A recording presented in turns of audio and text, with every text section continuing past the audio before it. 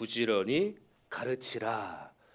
이 말씀의 제목으로 함께 은혜를 나누고자 합니다. 제가 지난주에 그 가인과 아벨에 대해서 말씀드리면서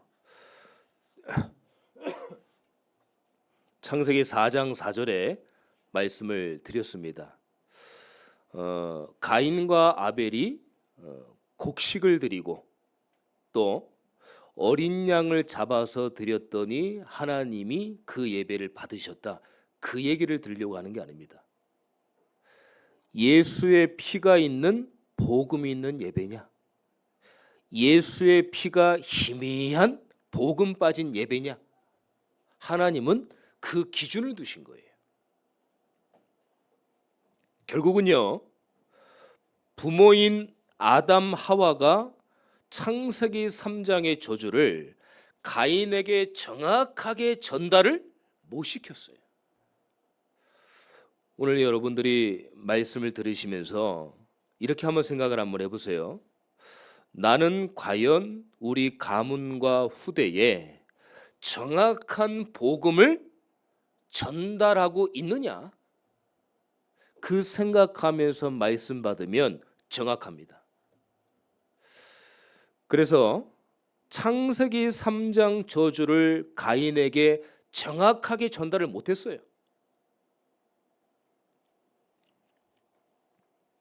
그러니까 저와 여러분들은 참 지혜를 가르쳐야 됩니다. 지금 AI 시대, 정신병 시대, 중독 시대, 자살 시대, 시대가 계속 오고 있습니다. 막을 수가 없어요. 해결할 수가 없습니다. 대책이 없습니다. 이런 저런 방법들을 세상과 시대에서 내놓지만 그 근본적인 문제 치유가 되질 않아요. 어떤 분이 그러더라고요. 목사님, 이제 AI 시대가 오기 때문에 챗 GPT라든가 그런 어플들을 사용을 잘 하느냐 못 하느냐에 따라서 굉장한 차이가 있다고 하더라고요. 근데 제가 들으면서 그 말이 맞아요. 근데 그분이 한 가지를 모르고 있습니다. 발달되면 발달될수록 어떤 문제가 올까요? 영적인 문제가 옵니다. 왜냐하면 하나님은 기계에게 하나님의 영을 넣지 않았습니다. 물건과 기계와 동물에게, AI에게 하나님의 형상을 집어넣지 않았어요. 사람에게만 하나님의 형상을 넣어놨습니다. 그런데 하나님을 바라보지 않고 우리의 근본적인 문제가 치유되지 않으면 영적인 문제는 계속 오게 돼 있어요. 그래서요, 고린도전서 3장 20절에 보니까 복음 없는 자의 성공이 나옵니다. 현장은요, 또 세상은 복음 없어도 성공할 수 있습니다. 성공을 해야죠. 예수 믿는 사람이 매번 어렵고 힘들게 살면 되겠어요? 그건 하나님의 뜻이 아닙니다. 그러나 문제 이후에 찾아오는 중요한 위기의 문제, 영적 문제를 해결할 수 없다는 거예요. 세상에서 얻은 학문으로, 기술로, 명예로, 돈으로 해결할 수 없어요. 지금 많은 사람들이 해결하려고 하거든요. 해결 안 됩니다. 그래서 하나님이요, 고린도전서 3장 20절에 보니까 또 주께서 지혜 있는 자들의 생각을 헛것으로 아신다 하셨느니라. 당신 지혜 있어. 대단해. 어마어마한 지식과 지혜를 다 갖고 있어. 근데요, 그 사람들의 생각을 헛것으로 하신대요. 여러분, 예수 그리스도가 참된 지혜자로 우리 교회와 우리 자녀들을 인도하실 줄 믿습니다. 진짜 하나님만이 참된 지혜자예요.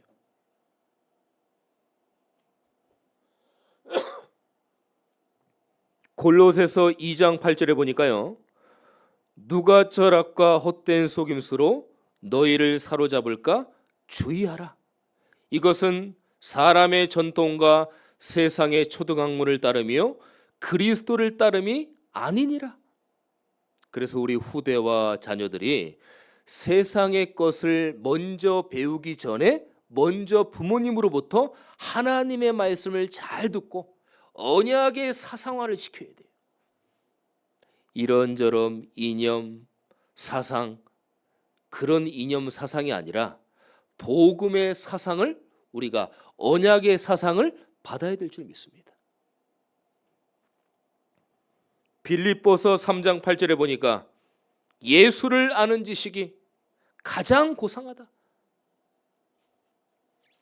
여러분들 이런 말씀 많이 들어보고 하시죠? 야, 저분은 참 고상해. 어떤 품위가 있어.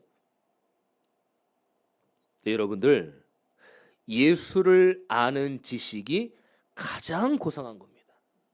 예수 믿는 게 그 사람에 대해서 가장 고상한 거예요.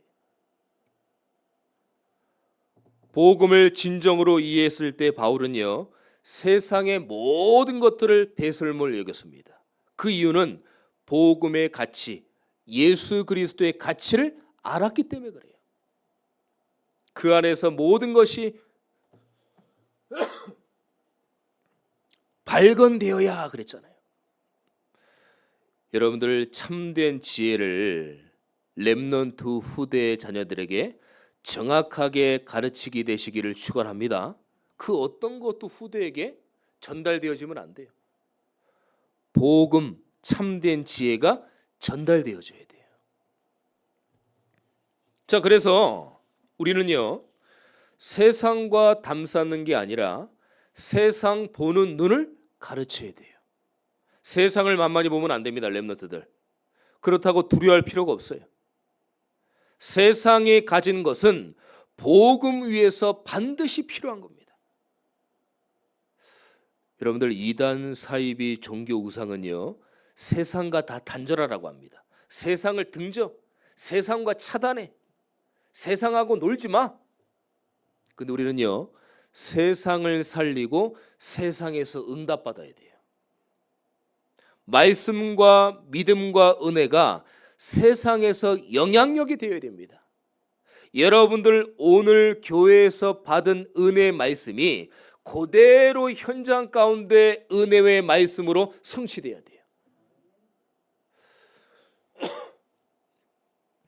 여러분들 사실 우리가 교회에서 신앙생활 하는 것보다 한 주간 현장에서 생활하는 게 더 많습니다. 더 많은 사람과 더 많은 현장에서 살아야 돼요. 자, 그러면 현장에서 응답받고 현장에서 말씀 성취가 돼야 됩니다. 우리 교회 안에서 받은 응답이 그대로 현장과 세상에 연결되어져야 돼요. 그게 세상 보는 눈입니다. 우리가 가진 것은 세상 안에서, 현장 안에서 우리는 복음을 다 가졌어요. 복음 가진 저와 여러분들만이 우리가 가진 복음을 통해서만 현장에 정확한 답을 줄 수 있다. 여러분들 현장에는 답이 없습니다. 해결할 방법도 없습니다. 근데 여러분들이 그 해결 방법과 이유와 답을 가지고 계시잖아요. 그걸 가진 거예요. 예수 그리스도를 가진 거예요. 빌립보서 3장 12절에 보니까 내가 이미 얻었담도 아니요 온전히 이루었담도 아니라 오직 내가 그리스도 예수께 잡힌 바 된 그것을 잡으려고 달려가노라. 우리가 얻은 게 그것이에요. 된다 안 된다 그 얘기가 아닙니다. 그리스도 예수께 잡힌 바 된 그것을 잡으려고 난 달려간다. 그게 뭐예요? 여정 아닙니까? 오늘 그래서 여러분들이 오신 거예요. 예수께 잡힌 바 된 그것을 잡으려고 오늘 오게 되신 거예요. 우리가 본 것은 무엇입니까? 현장의 성령의 역사. 다음 주부터 이제 우리가 현장 전도를 나갑니다. 우리 교회와 우리가 봐야 할 것이에요. 여러분들, 우리 교회가 우리 지역에 있어야 될 존재 여부를 알고 계셔야 돼요. 계속 말씀만 받고 예배만 드리고 가장 중요하지만 현장에 그 말씀이 나를 통해 전달되어져야 돼요. 그래서 뭐 부담스럽다, 하기 싫다, 가면 뭐하냐, 그런 게 중요한 게 아닙니다. 구원받은 내가, 성전인 내가 현장 가서 현장만 돌고 기도만 해도 흑암은 꺾여지게 돼 있어요. 여러분들 통해서 현장이 사는 거예요. 내가 사는 거예요. 우리 교회가 사는 거예요. 이걸 보는 세상의 눈을 렘넌트들에게 열어줘야 돼요.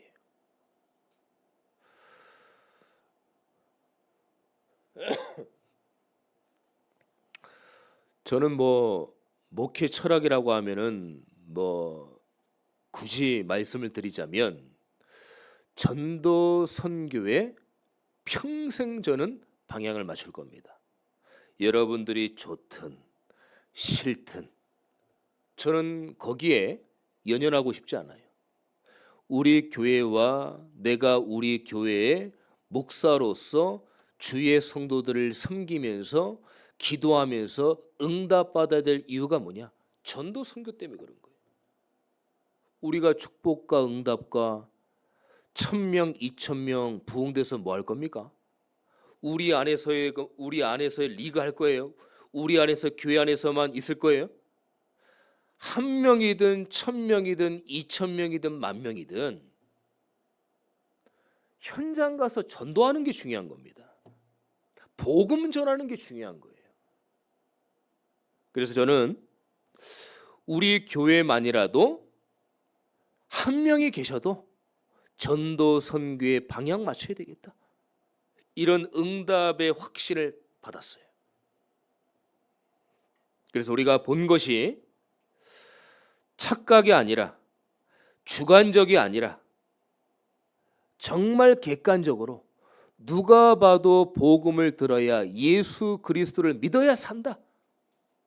이 응답을 받고 우리는 가야 됩니다. 자, 그래서 우리가 싸울 것은 세상과 사람이 아닙니다. 혈과 육이 아닙니다. 공중권세 잡은 흑암과 영적 싸움을 하는 거예요. 지난주 제가 말씀드렸죠. 보이지만 보이는 거에 속지 말아라. 짜증내고 화나고 씩씩거리고 때로는 욕이 나올 수 있잖아요. 그러면서도 그 뒤에 배후의 흑암과 영적 싸움 해라. 짜증나더라도 영적 싸움 해라. 화가 나더라도 영적 싸움 해라. 왜냐?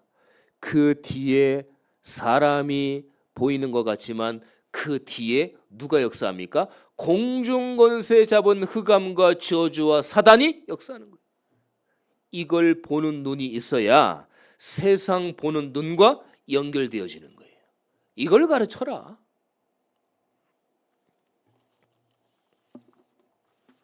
그래서 자녀에게 부지런히 가르쳐라. 뭘 가르쳐야 됩니까? 오늘 6장 4절입니다.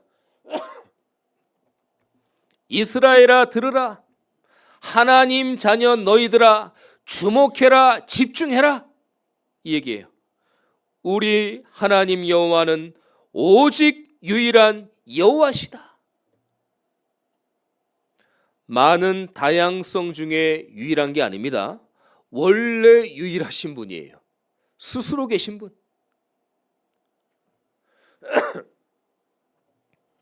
사실 여러분들 세상 신은 오직 하나님밖에 없어요.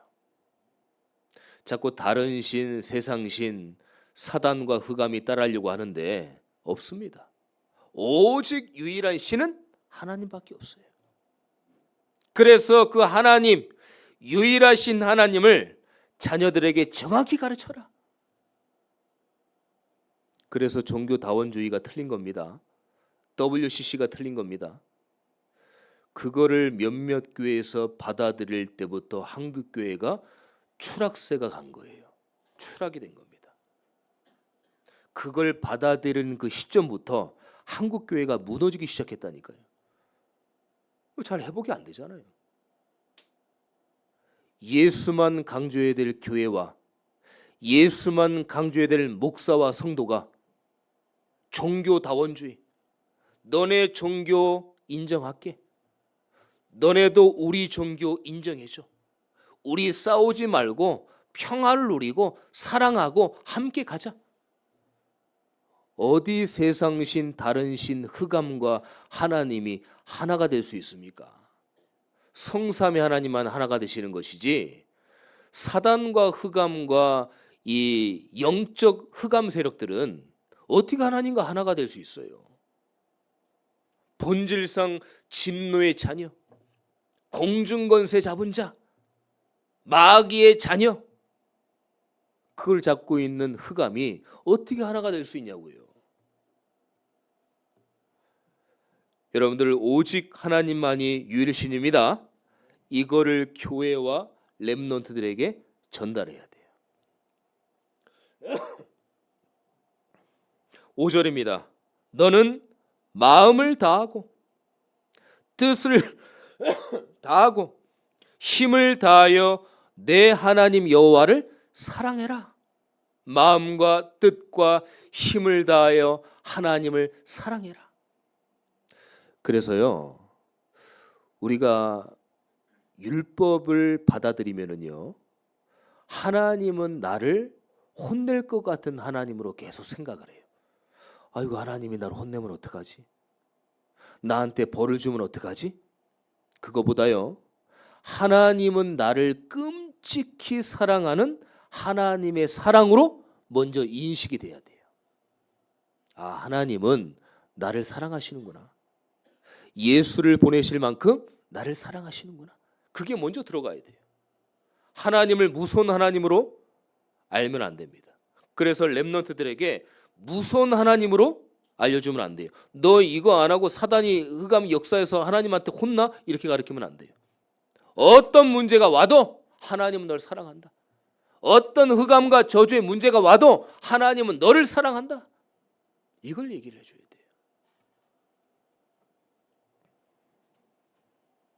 그래서 교회는 사랑이 있어야 됩니다.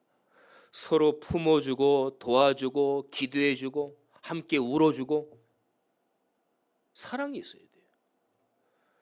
우리 다락방 교단이 너무 전투적으로 복음만 강조하다 보니까 새가족이 온다든가 외부에서 누가 손님이 오면은 뭐 알아서 그냥 뭐 말씀 받겠지, 은혜되는 말씀이니까, 이렇게 해서요 오시는 분들을 신경을 안 써요. 그러면 안 됩니다. 아유, 어떻게 오셨냐, 잘 오셨다, 항상 웃음을 지으면서 미소를 지으면서 사랑이 있어야 돼요. 그래야 그 새가족과 사람들이 정착을 합니다. 안 그러면은 아니 뭐 하나님의 계획이니까 뭐 오겠지, 아니면 가겠지, 이렇게 생각하면 안 돼요. 그래서 교회는 사랑이 있어야 돼요. 신명기 6장 6절입니다. 오늘 내가 내게 명하는 이 말씀을 너는 마음에 새겨라 그랬어요. 직역 말씀의 원문에 보면은요, 부지런히 반복해라 그랬어요. 뭘 반복합니까? 내 자녀에게 부지런히 가르치며 부지런히 반복해라. 예배와 말씀과 복음을 반복해라. 집에서, 길에서, 누워있을 때, 일어날 때, 그저 그랬잖아요. 누워서 주무실 때 무조건 강단 말씀 들어라. 일어나실 때 강단 말씀 들어라. 여기서 나온 겁니다. 내가 듣든지 안 듣든지 무조건 틀어라. 집에서 틀고 길에서 이어폰 꽂고 틀어라. 여기서 나온 거라니까요. 강단 말씀, 하나님의 말씀을 계속 반복해서 들어라. 그게 우리 자녀들에게 부지런히 가르치며 그겁니다. 8절입니다. 또 그것을 손목에 매어 미간에 붙여. 손목은 뭐예요? 손에 표적을 내라. 미간이 뭐예요? 양눈 사이로 계속 봐라. 그래서요, 말씀과 복음을 보는 게 굉장히 중요합니다. 그래서 보는 게 중요한 거예요. 요즘 후대들이 왜 이렇게 악하고 후대들이 왜 이렇게 방황을 합니까? 주일학교가 무너져서 그래요. 각 교회마다 주일학교가 무너지니까 후대가 악하고 사나우고 문제가 많은 거예요. 여러분들 세대 주일학교가 얼마나 번창하고 부흥하고 얼마나 활력이 있었습니까? 기독교의 세상에 문화가 될 정도로 주일학교가 번창하던 시대였어요. 근데 지금 다 무너졌습니다. 그 아이들이 주일학교를 거치지 않고 바로 세상으로 가니까 악해지는 거예요. 무서워지는 거예요. 문제가 많은 거예요. 지금 범죄율이 계속 낮아지잖아요. 10대로서 막 내려가잖아요, 계속. 주일학교가 없어서 그런 겁니다. 없어지니까. 그래서 후대들에게 정확하게 반복하고 가르쳐라. 9절입니다. 문설주와 바깥문에 기록해라. 뭐예요? 문설주는 뭐예요? 기둥. 바깥문은 뭐예요? 대문.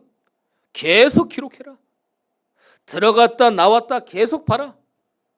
그래서 교회마다 포스터 같은 걸 많이 붙이잖아요. 현수막도 붙이죠. 그 다음에 주보라든가 여러 가지로 붙인단 말이에요. 여기서 나온 겁니다. 그걸 보면서 각인되는 거예요. 보면서 잊어버렸다가 그걸 보면서 아 그렇지 각인되어지는 거예요. 문설주와 바깥문에 기록해라. 자, 여기서 중요합니다. 잘 보세요. 출애굽기 12장에 보면은 10가지 재앙이 나와요.